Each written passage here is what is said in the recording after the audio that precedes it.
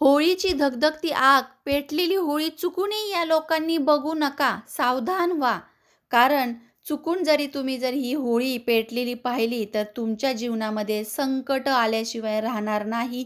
सगळ्यात पहिली गोष्ट म्हणजे नवीन जी लग्न झालेली नववधू आहे, तिने कधीच होलिका दहन बघायचं नसते.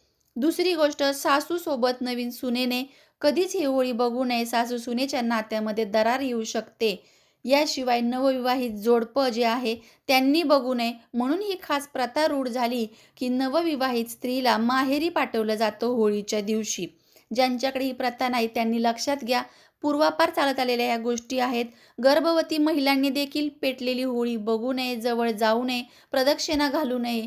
नवीन जी बाळं जन्मलेली आहेत, जी छोटी आहेत, त्यांना देखील होळीजवळ न्यायचं नाहीये. याशिवाय ज्यांना एकुलती एक आपल्याला संतान आहे, त्यांनी देखील होळी पाहू नये.